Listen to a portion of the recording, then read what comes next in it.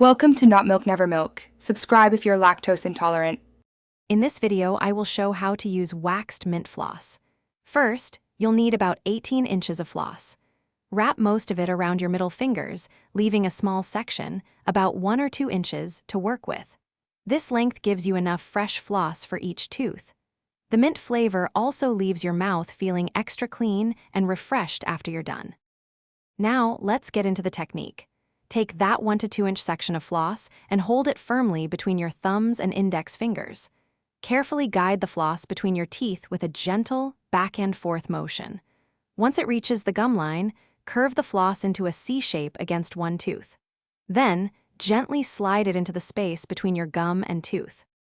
After you've curved the floss, gently scrape it upwards and downwards against the side of that tooth, moving away from the gum. Do this several times to ensure you're removing all plaque and food debris. Then, without removing the floss completely, curve it around the adjacent tooth and repeat the scraping motion. Remember to unwind a fresh section of floss for each new tooth to maintain hygiene. Once you've cleaned all the spaces between your teeth, including those hard-to-reach back molars, you're almost done. Finish by rinsing your mouth thoroughly with water or an antiseptic mouthwash to wash away any dislodged particles. Flossing daily, ideally once a day, takes only a few minutes but makes a huge difference in preventing cavities and gum disease, giving you a healthier, brighter smile. Thanks for watching. If this was helpful, leave a like and consider subscribing. See you next time.